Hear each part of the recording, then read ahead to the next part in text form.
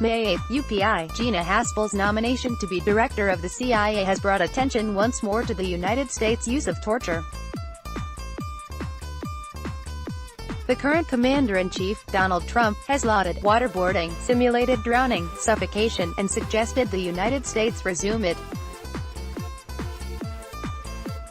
Haspel, meanwhile, ran a U.S. black site at an airbase in Thailand where the technique was reportedly used.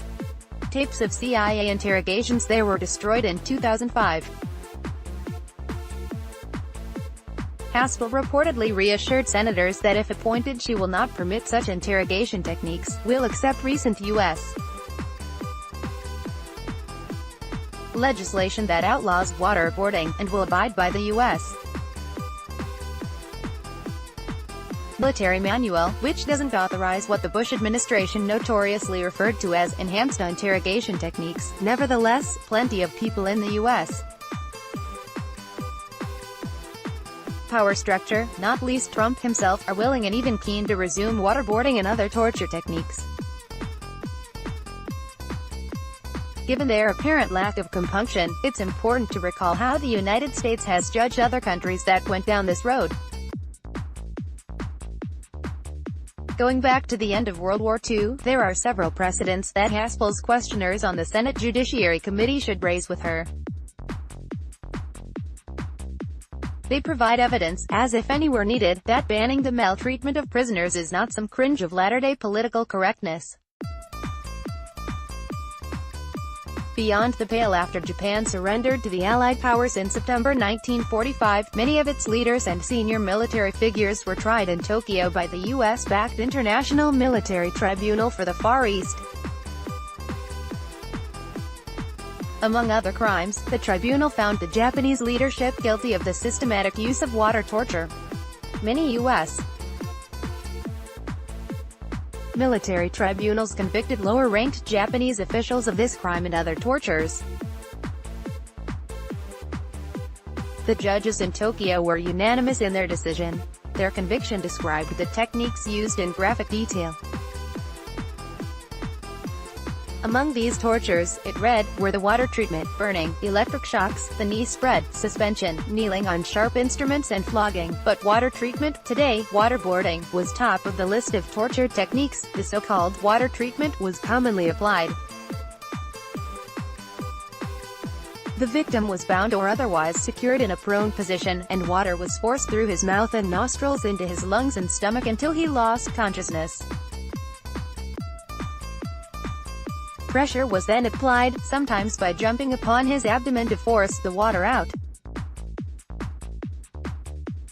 The usual practice was to revive the victim and successively repeat the process. Rank-and-file Americans who were subjected to water treatment saw justice meted out to their Japanese captors by U.S.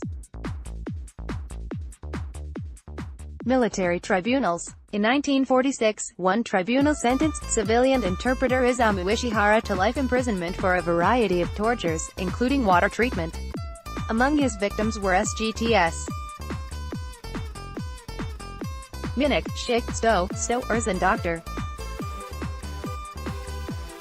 Foley of the U.S. Navy, and a U.S. civilian named Bernie Bergman. The evidence given was revoltingly graphic.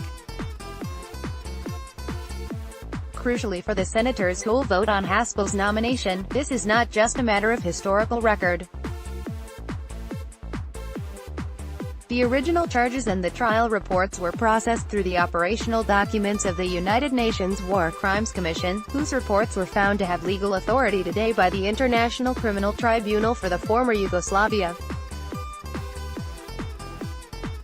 Drawing the line, and should anyone in the Senate require further support for the idea that torture and maltreatment of prisoners is un-American, they can look no further than to the views of one of their most notorious forebears, an apparent role model for Trump, Sen.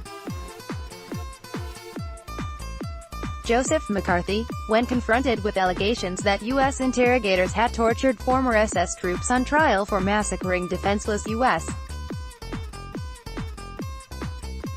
soldiers who had surrendered during the Battle of the Bulge of 1944-45, McCarthy maintained that it was unacceptable for U.S. Army war crimes prosecutors and guards to use any physical or psychological torture methods to interrogate the accused. Such behavior, he argued, sullied the name of the United States and called into question the validity of convictions.